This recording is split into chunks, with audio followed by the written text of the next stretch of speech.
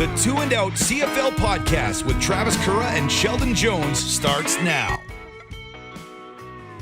Thanks for joining us as we get you ready for week 20 of the 2025 CFL season. Am I right in my grammar, Sheldon Jones? It's the penultimate week of the CFL season? Sure, yeah. I think that means second last, yeah. I think penultimate, yeah. It's a cool word that I think we should be used. Like if you were called the penultimate 100-meter sprinter instead of the second world's fastest guy or whatever, gal, I think penultimate sounds a lot better. I agree, because it has ultimate in there, and the ultimate is the best. Even if you're not the best, if you're second best, you're still ultimate. Sheldon Jones, were you a little Hulkamaniac or were you a little warrior? I was definitely a little warrior. Wow. Definitely. I was a warrior hater. I back when I didn't quite understand what wrestling was all about, because Warrior was not a great wrestler by any means, but I love the music. I loved him running down to the ring and shaking the ropes, man. Like that was better than the pointing and the I never liked Hulk Hogan until he went Hollywood. Like that was the only time I liked Hulk Hogan. So WrestleMania 6, Skydome in Toronto. Was this 1990, I believe? That might have been the first time wrestling made me shed a tear. When the Ultimate Warrior pinned the red and yellow Hulkamania, a tragic day in wrestling history. Of course, we are live here on YouTube. Tammy, Leanne, Austin, so far joining us in the chat. Tammy was a Hulkamaniac. Love it. Wow. Leanne says Elks Riders in the Grey Cup. Book it. Here for that, but scared about that, to be honest. That would be wild. But Austin is, 2 and out. I am not the smartest CFL fan, but we attract intelligent CFL fans. Austin is number 1 in Pick'em on the Game Zone website, which means if he hangs on the final 2 weeks, then he gets a trip to Winnipeg. That's amazing. It is. I'm not taking any responsibility for picks, though, Austin. Like, you still got to make your own picks. Don't listen to us, because we don't want to be a guy to jeopardize that. If he shared his picks with us, I would be a lot richer this season. Yeah. He obviously knows what's going on. He's got the script. And Leanne says she loved Stampede Wrestling. So in my best Ed Whalen tribute, week 20 is going to be a ring-a-ding-dong dandy. Is that all right? I think we did okay there. Here's what I wanted to talk about, because there's been some drama online among CFL fans regarding the Grey Cup Festival. Because in years past, there has been the concert series that happens at the Grey Cup, and normally it runs sort of adjacent to the team party rooms. Sometimes they've been in the same convention center, sometimes the concert's in different venues, but this year what happened is that the concert series tickets and the team room passes became one. So they sold out more than a month before the game.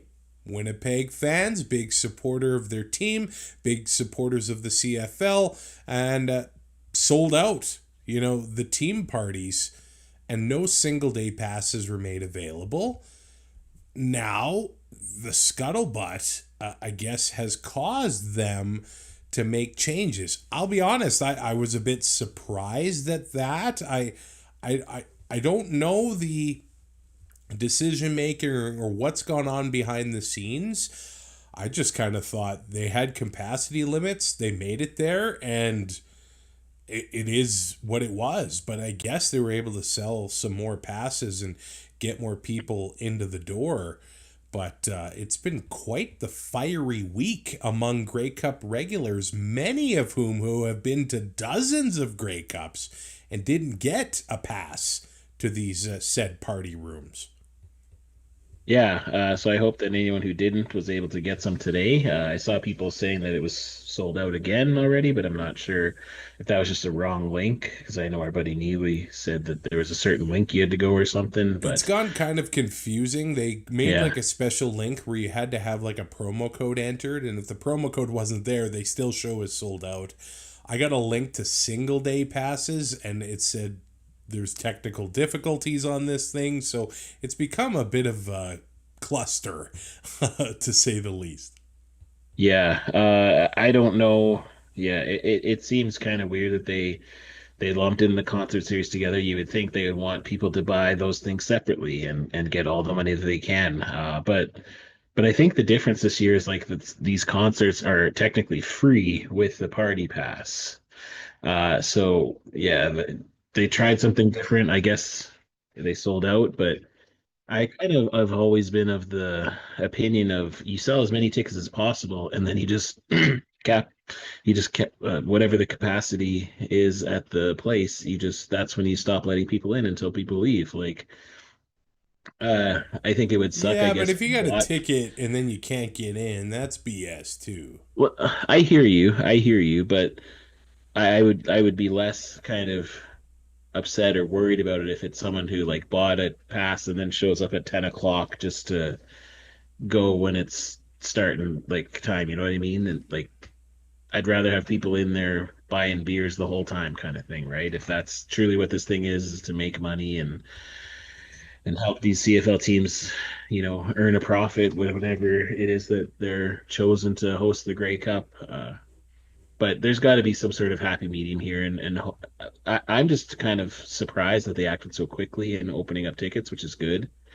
There's some more drama because, of course, they haven't announced the halftime show yet, and so every day people are tweeting about that. Yeah, it's it's interesting because I think, like Stuart, he said after like the day after or the day of the changes to the rules or that are upcoming, he said that there would be announcements about the Grey Cup halftime show within a week of that, and there would be announcements of the 2027 host within weeks of that, and we're definitely past weeks of that. So I don't know what's happening here with the halftime show either, but clearly people want to buy these passes, so that's a good thing for Winnipeg, and I hope again everyone was able to get what they needed today. Well, it's really interesting regarding the halftime show because last year the Jonas Brothers were announced really early. And the league had said that they wanted to go forward announcing these acts early. And now we're about a month away and we still don't know.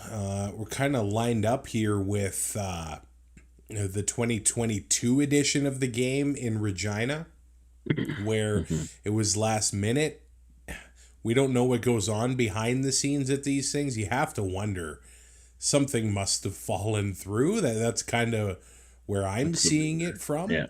Yeah, that's the rumor that what happened. Which is unfortunate. I don't know who the artist, I don't know anything like that. But I do look at these concert lineups, and Manitoba Night, the 13th, it's the Watchmen. There's Alan Doyle. We know he can throw on a great Canadian party. And then the Reclaws are there on the Grey Cup Saturday. And their, I think, stature has only become bigger in music since they actually played pregame at the Grey Cup. Remember when they had the whole, that was 2018 in Edmonton. They had the theme of Thursday Night Football since then. But yeah. Take me back. I actually, man, during the canceled 2020 season, I listened to that Reckless tune. With like the single tear, I'm like, the Pablo Escobar meme where he's sitting on the swing, except I had the single tear as I'm listening to the Reckless. What a sad state of affairs I was. Though The CFL version of Long Live the Night is in my like high rotation playlist on my like I love that song. I love that, and I only really found this out recently because I wasn't listening to it, but in Regina on the 980 post like the Green Zone post game show, if the Riders win, they always play like a certain amount of seconds of that song for this one caller, and it's awesome hearing that all the time. I love that song. I hope to go see the Reclaws when we're in Winnipeg because I love, but Alan Doyle, like and the Watchmen, I want to go to all of those, but like then there's so much to do in Grey Cup. Every year I say I want to do everything, I want to do everything, and then like after I'm like I next year I don't want to do anything. I want to just go to the game. But then it comes and you see all this stuff and you're like, ah, you get the itch that you want to do everything again. I That's want to go kind look of at where Polar I am Bears. at this year. I am the Friday. I'm going to arrive in Thompson, Manitoba, after a 16-hour train ride from Churchill, and then drive 8 hours to Winnipeg. To expect that I'm gonna want to do anything is slim to none. So I'm just gonna show up and try to recover before game day, and then the journey home after that. I'm gonna be a mess. I love Chris, painting the picture, the single tear, the Reclaws on, and he says it slowly progresses to a full blown chick flick ugly cry scene. Yep. Well, Alan Doyle will not be playing the halftime show because he is playing the concert series at the Grey Cup Festival. However, I have seen him live. The energy all show long is awesome. So I think Grey Cuppers, if they go, they're going to have a great time at that show either way. Yes. Yes, I completely agree. But hopefully they do get a cool uh halftime show that nobody on Twitter likes because that's exactly what the point of it is, to get somebody new and exciting. So hopefully they can figure that out. And I just again, like from whenever they made when they announced this Drake partnership, I just kind of assumed that Drake was going to be the halftime show. And I guess maybe maybe negotiations are ongoing. Who knows? But I think you just go with the Manitoba musicians. You could imagine the, sort of medley you could do with BTO, the Guess Who, the Crash Test Dummies are from Manitoba. The Watchmen come out and do stereo. Like Neil Young comes out rocking in the free world. Like the weekend, get the weekend there. hey. And the Weaker Thans, are they from Winnipeg? They could play the song I Hate Winnipeg, which I would pop if they did. And then the Arrogant Worms come out, and just for Sheldon Jones, they play The Last Saskatchewan Pirate. Why? Why do you have to be the way you are? So, hey, Manitoba, it's been called the Liverpool of Canada. They got lots to choose from. Hey, Nickelback not publicly booked on Grey Cup Sunday. I think the problem is they say, what? I'm playing outdoors in Winnipeg in mid-November? Well, yes, but the last time is Winnipeg, they got Fall Out Boy. They did. Like, that's a sick halftime show. They had a lot of pyro at that one. It was pretty sweet. Mm-hmm. All right, so week 20 does start in Winnipeg, and the Bombers are touchdown and a half favorites over the Saskatchewan Roughriders. The over-under at 48.5. The Bombers heavy favorites for good reason. We will get there. But news out of Riderville this week means that Jeremy O'Day and Corey Mace have signed extensions through 2027. Speaking of the Bombers, Mike O'Shea and Kyle Walters, both of their contracts do lapse at the end of the year. It has been said that Mike O'Shea prefers it this way, but it's crazy to see, the different approaches from the Prairie rivals here. But after 2 seasons of Corey Mace, the Riders set to host the West Final. He gets that big extension from the powers that be in Regina. Yeah, I think it's a great move from both sides. I think Jeremy O'Day has gone through some growing pains as a GM, and I think his drafting history has actually been like really impressive, especially when it comes to receivers. I know he's had some bad luck with some of his O-line draft picks, but again, right now the closet looks pretty stocked. And I think a lot of people have to remember that Mace was his actual first hire. I know he technically had to promote Craig Dickinson when Jones left, but this is the first time he was actually able to go out and interview and choose who he thought would be the best to lead this team and to change the culture of the Riders, which Mace has done. So as a Rider fan, I'm happy that this has happened. I think it's great, and hopefully it can look better next year than, let's say, the Ottawa RedBlacks extending No doubt. there. So we'll have to see, but I do think again that Mace has changed the culture, and the culture in the Saskatchewan is really good. And the only real issue I see in the upcoming year there is who's going to be quarterbacking, because Trevor Harris isn't going to be there forever. So I think they have quite a stacked team, but it needs to, whoever's going to be throwing the ball, that's going to be the main thing in the next couple of years here.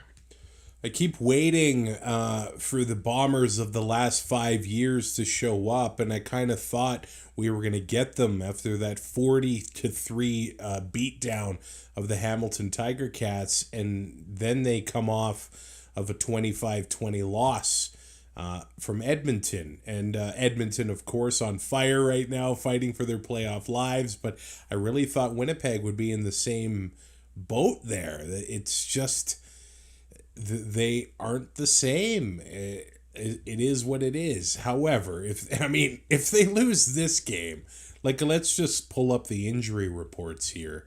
The Riders are clearly in rest mode. Trevor Harris is available. That's what they have him listed as, but he hasn't practiced this week. I guess limited Tuesday, Wednesday. But Micah Johnson on the D-line not playing. Keyshawn Johnson, receiver, not playing. Dante Myers, receiver, not playing. AJ Ouellette, Roland Milligan, Marcus Sales, Shane Ray, they're all out. So, I mean, if the Bombers don't win this game, with or without Nick Dembski is not playing for them, and Trey Vavel, he is questionable. It would obviously be a red flag, but I think the Riders, they don't really care right now. They want to get healthy heading into the playoffs, and Winnipeg is prime for the victory here Friday night. It's tough to preview that any other way, I think.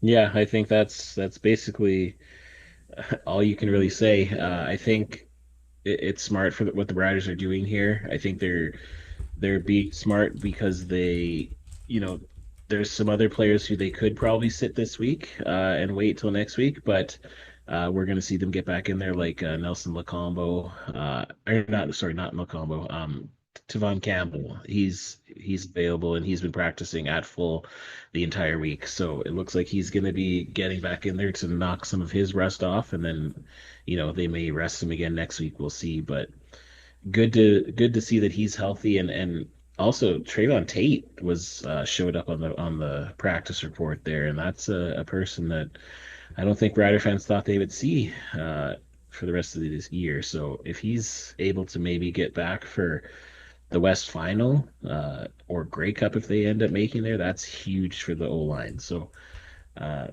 if the Bombers if they get caught in a trap game here, that would be horrible, and I don't think Bomber fans would be able to stomach that one. So the Bombers have to win this game. They have everything to play for. The Riders have nothing to play for, and if, like you said, if they don't, then the Bombers season is clearly over, because they don't have it anymore. Yeah, that's what I would say as well. The interesting thing though for Saskatchewan though is they got a first round bye. They got the West Final. Mhm. So you'd have to think the starters would have to at least play a half next week, the final home Yeah. game against the Lions, right? Yeah, this is basically I see the next two games as the Riders is going to be just exactly how preseason is. The first game of preseason, it's very limited starters, and the second game of preseason, you see some more playing for the first half. Like they just got to keep these guys, moving. I don't think they need as many, actual game reps when it comes to this time of year. Like it's pretty straightforward what the job is, and these guys know how to stay loose and all that stuff. I don't think the bye week going into the West Final is going to be like your traditional bye week. Obviously, the players aren't going to be going home. They're going to be in the room. They're going to be practicing. They're going to be scouting, all of that stuff. So you do have to get on the field and get some plays going. But guys like Trevor Harris doesn't need to play more than a quarter that BC game, I think, to keep him in mental game shape, I guess. But we need to see what Jake Mayer is able to do here in case something happens to Trevor Harris, because like, again, the Riders are their quarterback away from winning or losing, in my opinion. I know Jake Mayer got in there earlier this week, or earlier this year, and he was able to manage the game and get a win, and so that's what I'm looking for this game. Even if the Riders lose, if I can see Jake Mayer, not throwing interceptions, getting his targets there, if they can keep it close, that's kind of all I'm looking for. Now, Campbell Fair released by the Riders. Pretty fair. Brett Lothar kicking last week against Toronto. Did he go 5 for 5? I think. Yeah, 5 for 5. So, do you still want more reps for the kicker, even if the other Well, guys are resting? sitting inside that stadium, I know Brett Lowther went 5 for 5, but that didn't mean I was wondering if he was going to make it every single time. It's interesting too because the Riders they didn't even elect to have Lowther kick the converts going into the wind. So that was kind of strange. Leggio kicked like a 44-yarder into the wind, so I don't know why Lowther couldn't do a convert into the wind, but I think they just didn't want to mess with his psyche and having him miss a kick due to some wind interference maybe, but he went for FF5 and that's all that matters because he's been like 87% or something like that in the last 5 games. So it seems like he's kind of got it back. It's just we've seen these bad games, and so maybe we're starting to talk about Brett Lowther like we would like Vernon Adams when it comes to just a bad game where he throws a bunch of interceptions, maybe where Lowther misses a bunch of kicks. So I guess we kind of just have to hope that doesn't happen in at least the last 2 games of the season. Yeah, I mean, first is locked up, so if a kicking loses them a game or two here, that's completely fine. But the Bombers, they need to get right too. Yeah. Coming off that loss, in Edmonton, and respect to Edmonton, with Zach Collaros taking blame, throwing 2 interceptions there. The 117 yards, not a lot enough from Brady Oliveira, but I don't know if we'll ever see another catch like that from Ontario Wilson. I don't know if he'll be challenged as much this week from the Rider defense. When we get into the last couple of weeks of the season and you're building a fantasy lineup, you probably have to fill your lineup with teams that have something to play for. Winnipeg still does. BC Edmonton still does. Montreal does. And, even the Stampeders do. This week. Next week might get a little bit tougher, but this week so far, Bombers, Oliveira kind of thing, he might be a good one to have in your lineup. Yep, I think he'd be pretty good. There's certainly a value quarterback that you can find, and then you can get a little bit more action with your other players, which is what somebody might have done, even though it doesn't matter now because it's not in the playoffs and I'm not winning a jersey. But uh, yeah, there's a way to get a lot of quality players on your team. Are you going with like Tyree Adams of the Ottawa RedBlacks? No, sir. Okay, No, are you sir. you went with Daggy last week? I did go with Diggy last Are you week. doing it again? Nope. Are you going with a backup? Are you going with Strevy? Nope. You're going with Mayer. I am. He's 5,000. He's only $5,500. Okay. All right. We'll see how that goes. We'll see how it goes. Chris says, I would like to very reluctantly yet publicly, he's a Elks fan, declare my extremely temporary and conditional support for the green and white on Friday. I feel queasy just saying that. He says, go green. And hey, green does apply to Green is the color. two teams there. Yeah, so good for him. Welcome aboard, Chris. Welcome Tim Capper of the Alouettes flight deck to the live chat, asking if we've got over the meat sweats from all that turkey. I was in Jasper National Park. It snowed. It looked like December there. I had a bit of a mishap with our little propane barbecue. The little 1-pounder had a leak in it. And if you ever had propane spraying on you, it's like instant frostbite. Not good.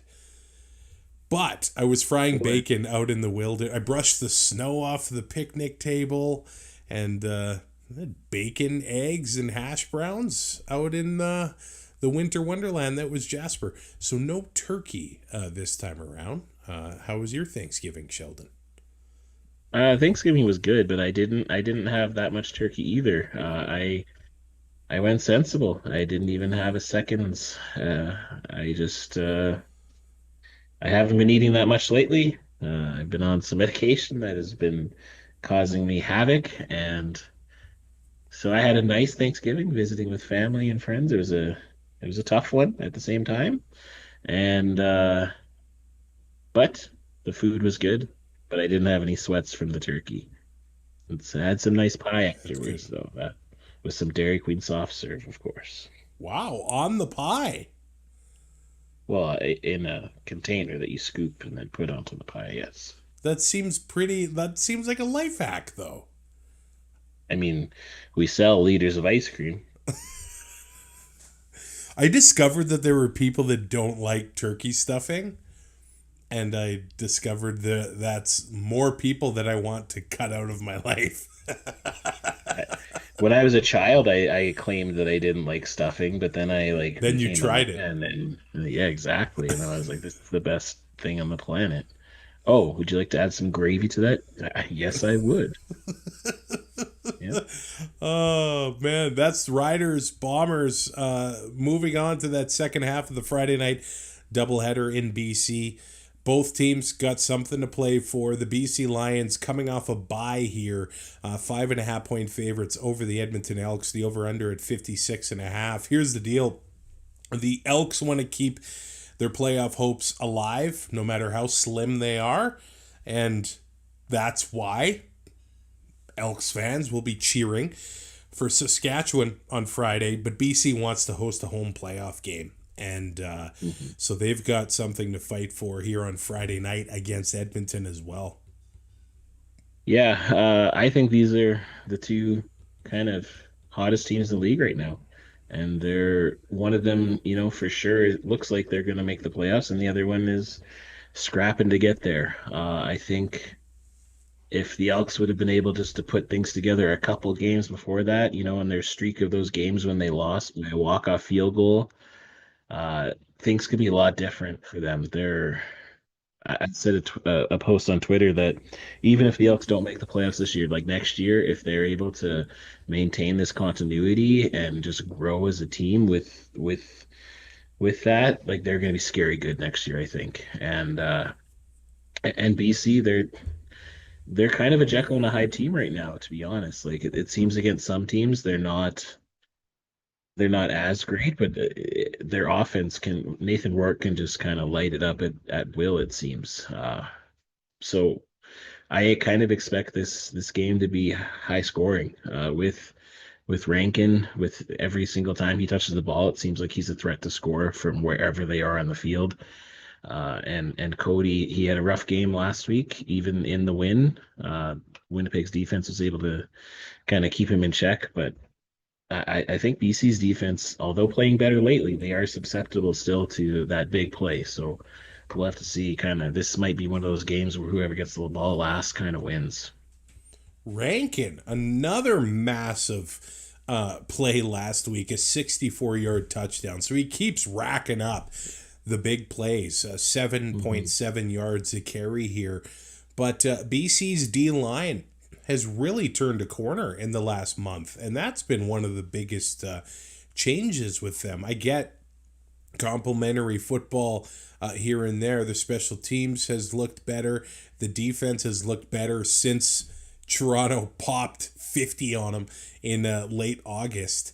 And then Nathan Rourke does what Nathan Rourke does, and that receiving core is what they are. And they've got the new closer running back, Xander Horvath. They've got James Butler near the league lead in rushing as well. So the Elks defense, they've also improved a lot over the last, we'll say, 2 months, where they're actually able to get to the quarterback. They're actually able to force turnovers as well. So this one is going to be tough right from the start. We saw Rourke throw a couple badly timed interceptions a couple weeks ago, so he can be susceptible to turning the ball over as well. It does seem like BC they'll go through stretches, but the difference with them and many other offenses, when other offenses are, struggling, they'll kick field goals or go 2 and out, and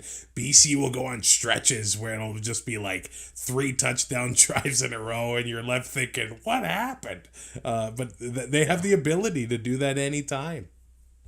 Yeah, it honestly reminds me of the year when Toronto, uh, when they should have won the Grey Cup, when with Chad Kelly, that one year where they went 16-2, and it just seemed like at any points of the game, even if they were losing, they would come on and score a touchdown within a play or two and just get back into it.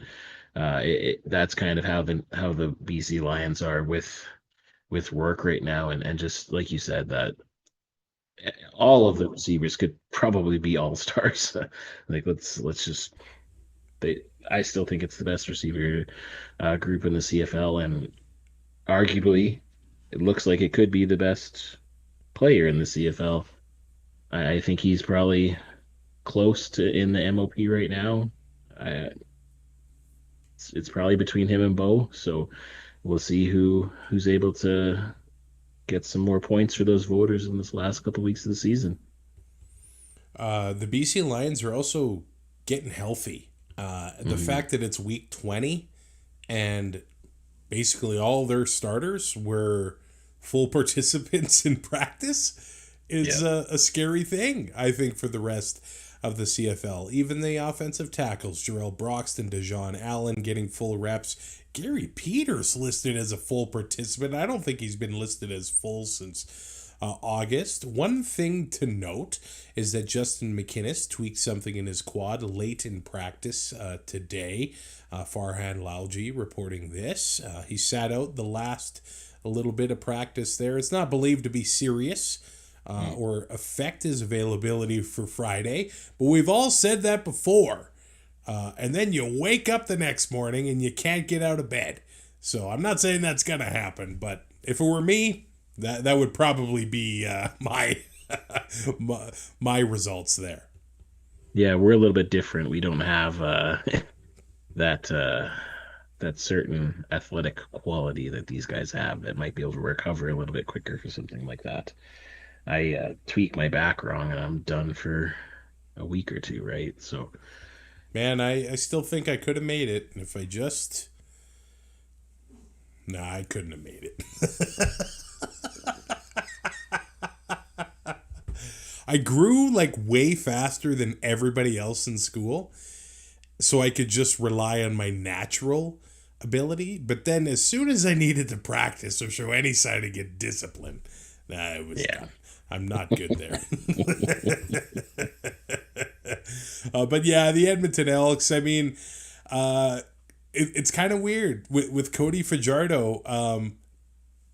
He's able to give up like above average sacks and then like still be in games. It's like either barely lose or get a win there. I think they've won 6 of their last 9 now, so that's keeping up their playoff hopes here.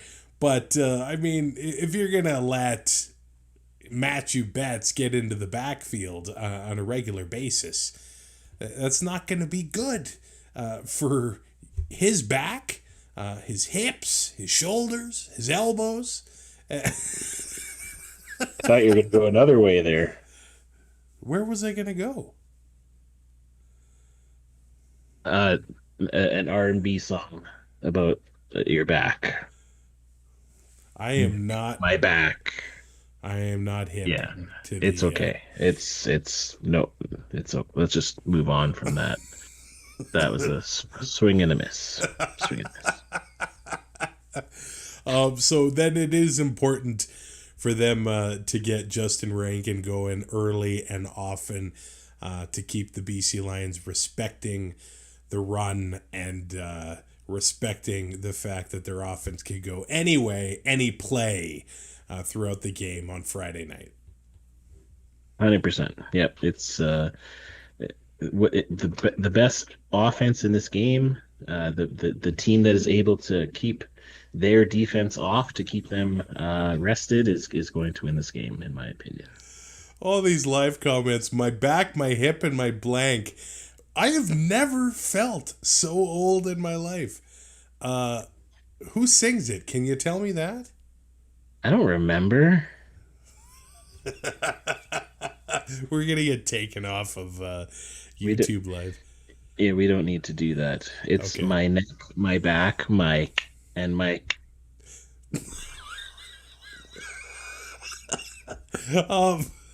Leanne says, if you can't be an athlete, be an athletic supporter.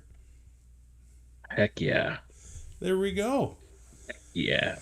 You could take that in many directions as well. The BC Lions hosting the Edmonton Elks on Friday night. This is also a tough game to talk about. Like, who's going to win? The Montreal Alouettes or the Ottawa RedBlacks, Sheldon? If the Ottawa RedBlacks win, I would be quite surprised. Yeah. I'd be very, very, very, very, very, very, very surprised. I'm not willing to make some outlandish bet. I am. I will shave my beard if the Ottawa RedBlacks win. Oh my God. Clip that. That's going on TikTok. Let's, yep. Okay. You heard it here first. I feel like Bobby Dice is going to win this one. Man, now that I've said it, I feel really nervous now. Montreal, come on. You just beat this team by 20 on Chris Monday. Streveler beat them. It's okay. Okay. The Alouettes are 10.5-point favorites here. And it looks like they might be down to Tyree Adams. In a way, that's Ottawa, by the way, because Dustin Crum hasn't practiced. He's dealing with a head issue right now. And in a way, though, you feel kind of good about Tyree Adams if he could get back on the football field. Dealt with a pretty bad injury a couple years ago for the RedBlacks, and any time that these guys can get back onto the field after what looks like, it could be a career-ending injury, you feel pretty good. I know a lot of RedBlacks fans hoping that he would have been able to get onto the field, more of an opportunity, maybe in a more meaningful game. I guess here he's going to be able to make his case to stay on the roster in 2026. Yeah, that's all this is for the RedBlacks. This is just they're just auditioning for next year. I think next year might be quite different.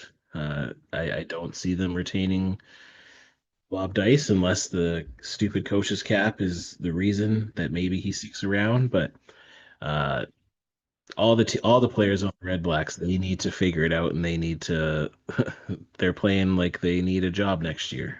So I don't expect them to win, but Tyree Adams, there's not a lot of film on him. Again, I know about coming back after an injury, but he might be able to get in there and just prove some sort of spark and get a leg up on competition maybe for next year in Ottawa. Tim saying coming into this game, Montreal has beaten Ottawa 10 straight and 11 in a row at TD Place. That's crazy. I mean, it's not that crazy. Like they went on like an almost Edmonton Elks level. They did. Like winless at home, right? And so there's some years maybe they played Montreal 3 times that year. Like it's I am not as surprised by that, but I this is the CFL, and this year we've seen the Ottawa RedBlacks beat the Calgary Stampeders twice. Yeah. So and that's when that's when I guess both teams had stuff to play for, but sometimes players just like being crap disturbers and teams like just being spoilers, and they some of these players may have goals to hit or to get paid for season like milestones, stuff like that. So that's why you can never really count out a team that's out of the playoffs, because these players, they still have something to play for, right? And hey, as long as Davis Alexander's in there for Montreal, I think it's been proven they will not lose. Yeah, it's guaranteed win night when he's starting, it seems. I sure hope so. Because I am now all of a sudden I'm nervous. Now here's the thing. Montreal, if they win, they still have a shot at first in the East. However, that would require this same Ottawa team to beat the Ticats next week. There you go.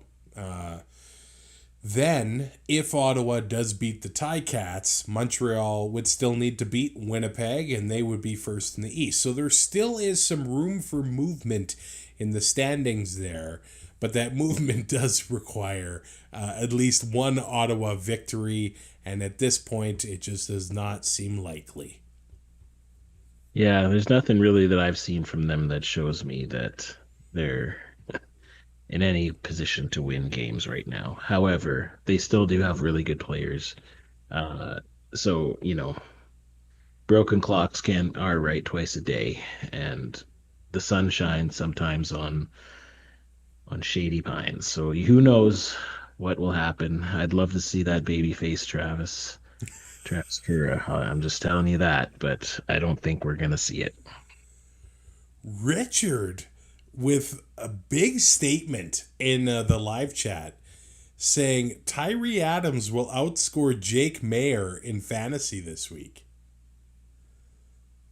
I could totally see that, because I really don't think Jake Mayer is good. I feel like if we got into the crystal ball, we would hear that you were excited about the Jake Mayer signing. I was, but and I'm I need speaking him to, on behalf like, of an imaginary Darren Baker that's going to be listening to this in the future and is going to call you out in our email inbox.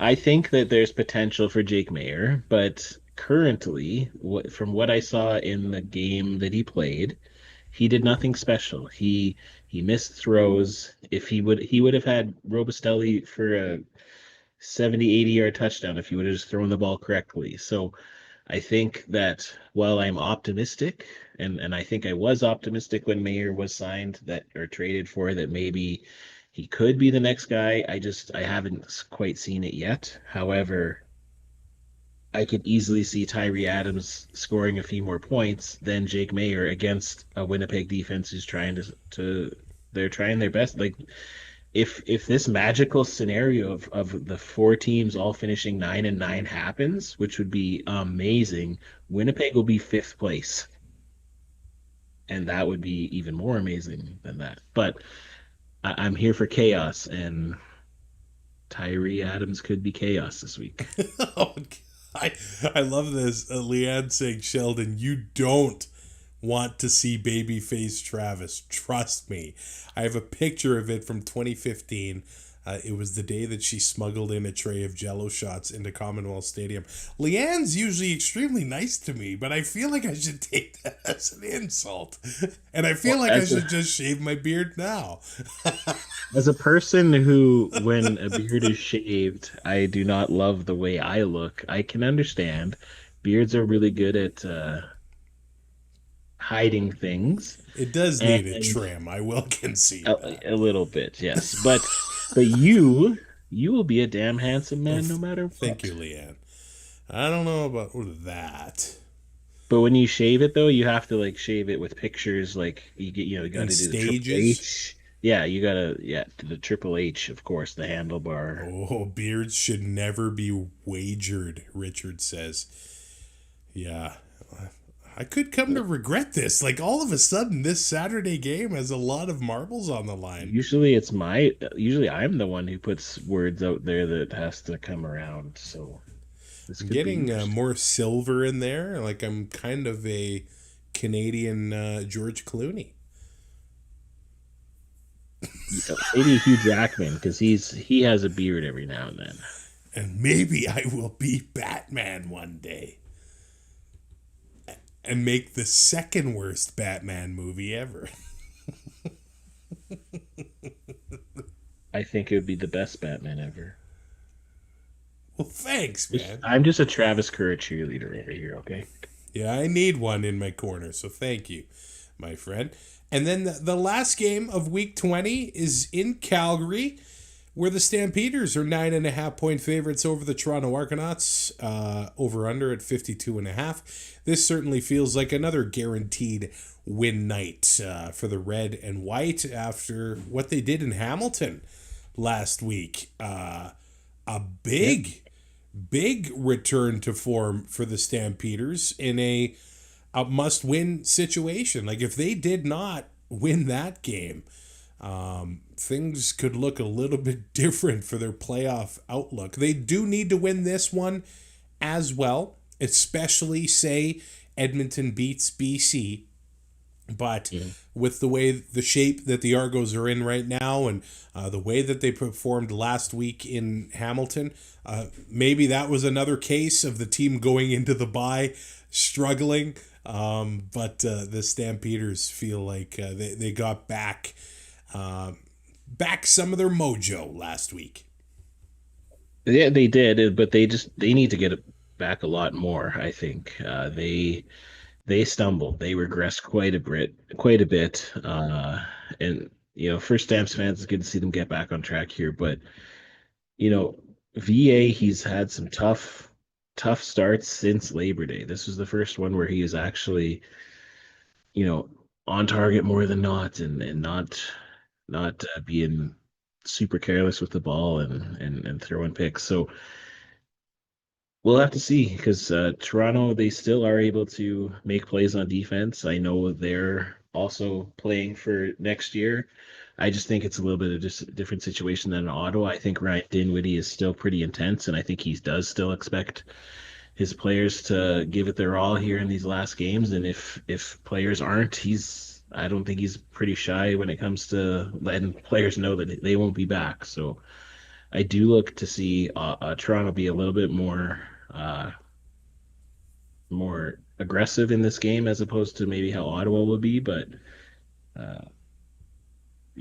Dinwiddie's always going to want to get a win against Calgary. His former team, his former, I'd say, mentor when it comes to coaching, Dave Dickinson. So I kind of always love seeing these matchups of former coaches and proteges and stuff like that. Got to give a shout out to Jalen Philpott of the Calgary Stampeders, who has been their 2025 recipient of the Herm Harrison Memorial Award, something the Stamps have been doing since 2013, recognizing a Stampeders player for his outstanding community service. Philpott has been a constant presence in Calgary schools, connecting with youth through their off-season basketball program, as well as Football 101 and Flag Football initiatives, which teaches junior high students the fundamentals of football and fostering teamwork. I mean, the resume goes on and on and on for Jalen Philpott's community involvement, and that's why I continue to champion CFL football, Canadian athletes getting to the pro level, staying involved in their communities during the season and throughout the off season. So two thumbs up to Jalen Philpott for getting that big award. Yeah, I love to see it. I love to see when players are involved in the community and to see them get recognized for it. We need these players to get out there and get some of these kids to think about CFL instead of, maybe the NFL, which is just sometimes a little bit more accessible to them when it comes to, marketing and video games and stuff like that. So I always love seeing these players out in the community. And it's already been a career year for number 85, 55 catches, but 732 yards, eclipsing last year's total of 659. I know the Stampeder offense traditionally has been one of those that spreads the ball around, and I think without a doubt he is a 1,000-yard receiver in his future. Would love to see him get there. I'm continuing to watch the status of one Malik Henry, who has not played yet this season for the Stampeders, but they do have him as a full participant in practice, and this guy is explosive. He's still only 28 years old. 1,023 yards in 2022. I can remember him lighting up the Riders a few times that year with your favorite quarterback, Jake Mayer, by the way. So Malik Henry, could he make a return before the end of the regular season?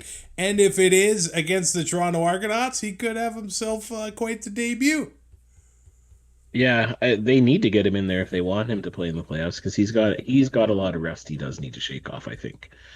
So getting at least a couple games at the end of the regular season here should be able to get him primed for the, whether it's the West semifinal or the East semifinal, wherever they end up.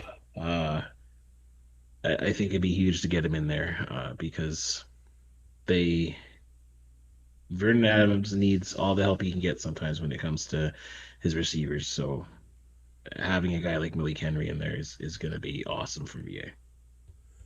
This is awesome. Austin saying Jalen's great. He came into the 7-Eleven I was working at the time, a few weeks after he was drafted. I might have been his first person to recognize him as he was super confused as to how I knew his name. And Richard saying he's a very stand-up guy. Last Calgary game we were at, we stayed after the game, and he came up into the crowd and very happily took a picture with my son, even though he was wearing a BC Lions jersey. And Jalen Philpott gave a shout-out to guys like Raleigh Lumbala and Solomon Elamimian for being involved in the community to get him, into the CFL and a fan of the league, and eventually becoming, quite the star himself with the Calgary Stampeders. So this is good to see. I know Ryan Dinwiddie is a competitor. He is going to be to the very final whistle, but just look at the injury report here. Of course, Arbuckle's not going to play. It looks like it's probably going to be Jarrett, although Chad Kelly limited in practice this week. He's actually on the practice report, which I found quite interesting. But I mean, of course, they're going to be without Winton McManus and Jamin Pelly, who came on to the. I thought he's made some plays, and Tamonte Coxey's still not playing. It's just ended up being one of those years for the Argos, and it could be a nice night for the Calgary Stampeders offense, especially, I will say, Dedrick Mills. Quietly is just having an awesome year. Because, the beginning of the year, everybody was talking about VA. Everybody was talking about the Stampeders defense. Not many people talking about number 26. 1,225 yards rushing, 10 touchdowns. His first season where he's gotten over 1,000 rushing yards and absolutely crushing it. Yeah, he's been dynamic for them, and like you said, it's been kind of quiet outside of the games against the Riders, because I certainly remember him torching the Riders. But he's just been a lunch pail guy. He's been there. He's done his job, and the Stamps, when they are able to get into rhythm on their offense and have him contributing like that, it's nothing but good for them, because they're able to control the clock, and it gives VA more time and more of a balanced attack to be able to find those receivers that he has at his disposal. And I think we can anoint him the CFL's leading rusher in 2025. I mean, he's going to play here. He's got a 46-yard lead on A.J. Ouellette, who is not going to be playing this week, and he's got the 10 touchdowns as well. So, Dedrick Mills looks like he is going to win the rushing title this year. 5.6 yards a carry, 10 touchdowns. A great year for him in red and white. Stamps Argos wrapping up week 20 of the CFL season. Sheldon, do you have your power rankings ready? There's been a lot of movement on your power rankings this week. The penultimate edition of your power rankings. Yeah, I did move a lot. I feel like the last few weeks has been a little bit challenging for power rankings, because some teams that I still think have been good have had missteps, and I think some teams that maybe weren't as good, they just kind of got really hot really fast. So I kind of threw everything away, and I didn't really base it on previous weeks. I just kind of looked at what it is at this exact time, which I usually do base the previous weeks in. So BC stays at number 1. Montreal and Edmonton move up to number 2 and 3. Sask moves down to 4. Winnipeg down to 5. Hamilton down to 6. Calgary down to 7. I know that's low, but I just, maybe Hamilton and Calgary, you can kind of, I can entertain some conversations there. And so then, Austin already calling you out, saying Stamps down, and I actually, to pull the curtain back, I asked you, what about that placement before the show? Yep. Whatever. I do what I want. And then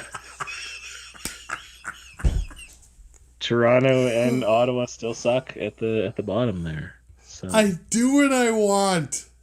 How long has it been since you heard that one? That was a good one, eh? That caught me off guard. I'm not answering your question. I do what I want. Look, okay, this is kind of how I rank the playoff teams. And I know Edmonton's not necessarily technically a playoff team right now, but if I was going into the playoffs, BC and Montreal are the 2 teams that I would not want to play, just straight up.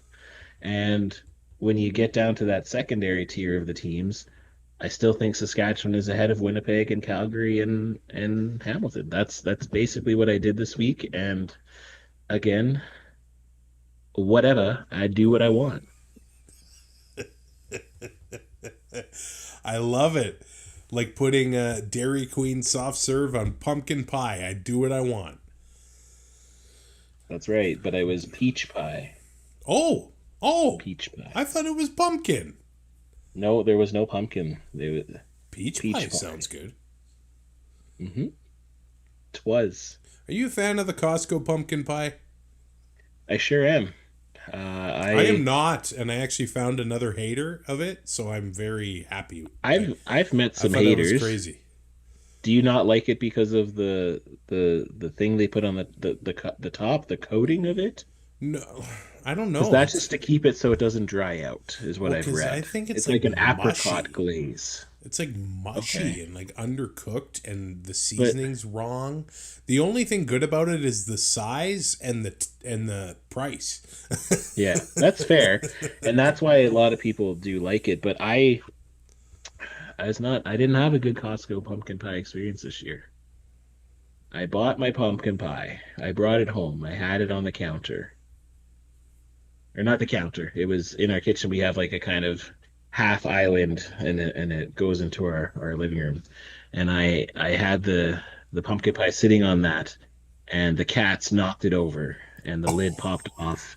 And luckily, No, my dog didn't eat it because it would have been gone. But my cats certainly were nibbling at it, so I didn't even get a piece of my Costco pumpkin pie.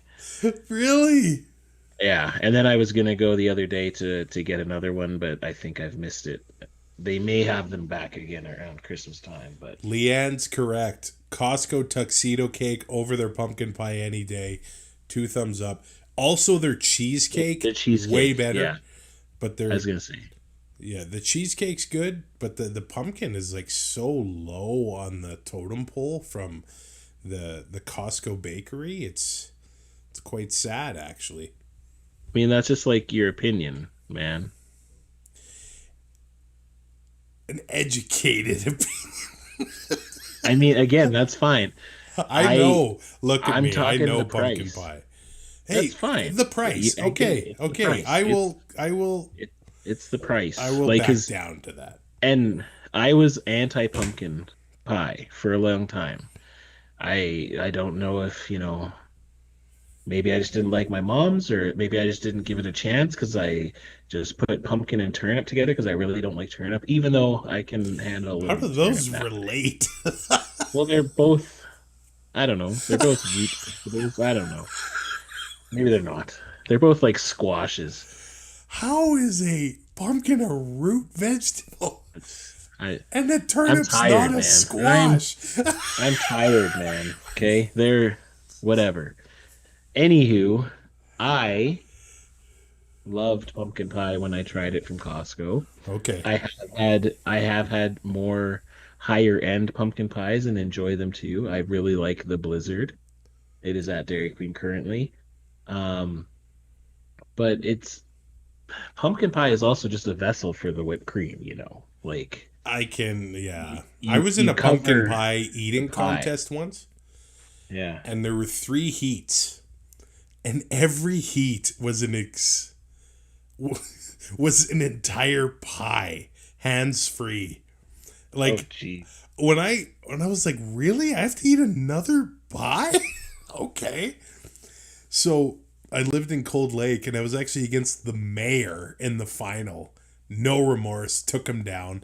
However, I, the whipped cream went so far up my nose that all I smelled was like sour milk for like how do you wash up your nose? It took weeks for my smell to get back to normal.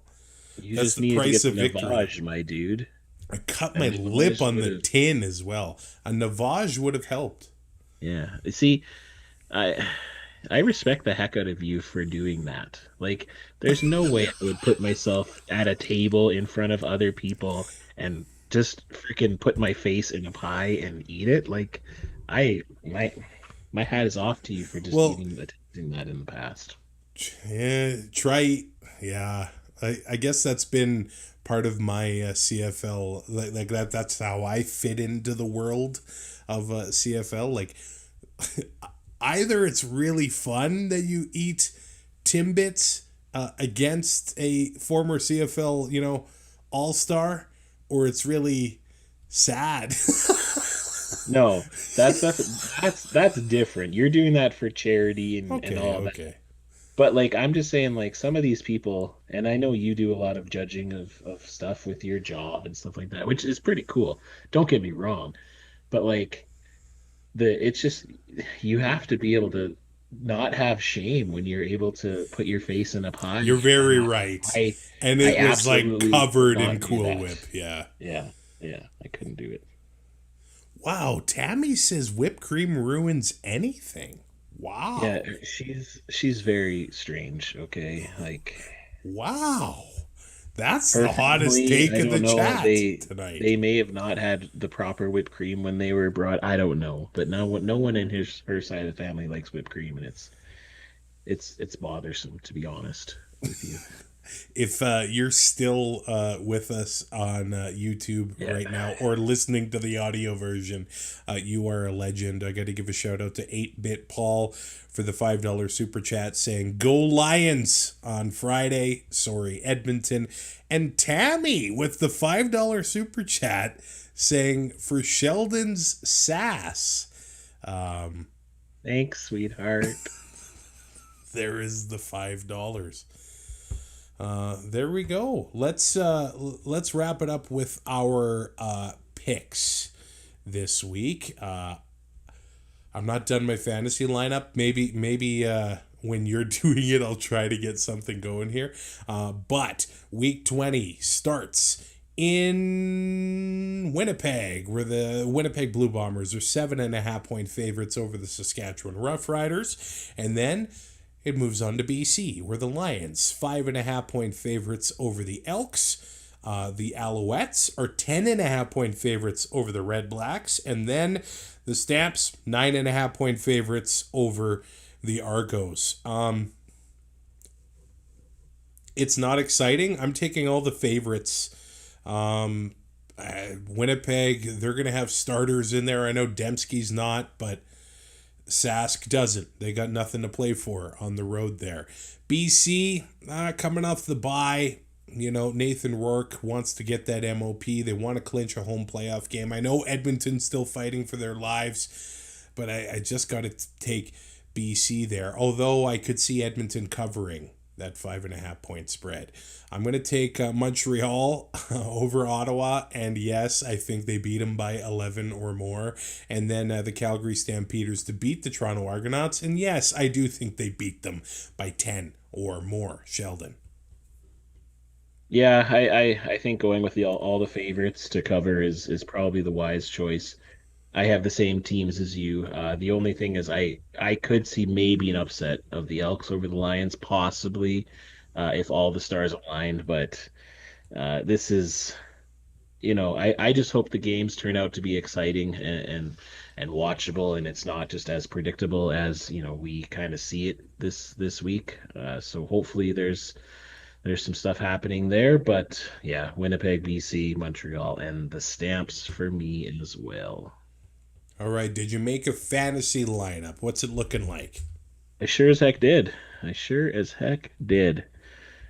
I am rolling with the Ottawa RedBlacks defense because they are the cheapest. Blake Mayer as my starting quarterback because he's the cheapest starting quarterback. And here's where you make up for that. My running backs, Brady Oliveira and Rankin. Now, my receivers, I have Neild and Stearns. And my flex, the big Tyson Philpott. So you went all in on running back.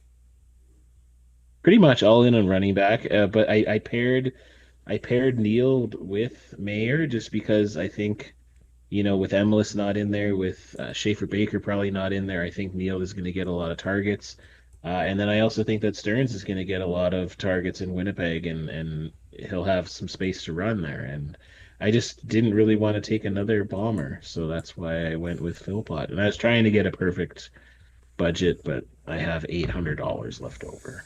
Pretty sad with that. Yeah, this is the time of the year where everybody is expensive.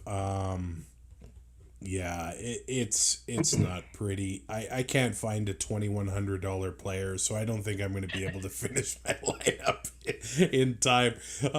Currently, I've got the Owls defense, Nathan Rourke, Justin Rankin, Stevie Scott III, Keon Hatcher, Ontario Wilson. Who's the cheapest player in the game? It's got to be 2,500.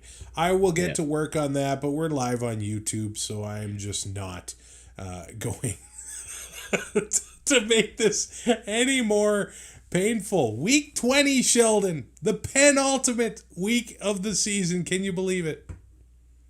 I can, and then I'm also kind of. This is the time of the year where I start to get sad because it's almost over.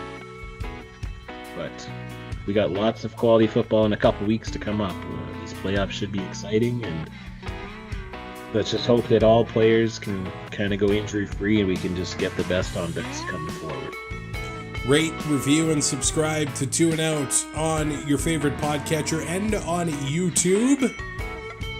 Check out the website, 2andout.ca. Support the show on Patreon. And maybe you can win a jersey next season in CFL Fantasy. We're going to update you on that race this coming week. Enjoy week 20 of the season. The 2 and Out CFL podcast is written, produced, and hosted by Travis Currah and co-hosted by Sheldon Jones. Subscribe to 2 and Out on all major podcast platforms and YouTube to keep up to date with future shows.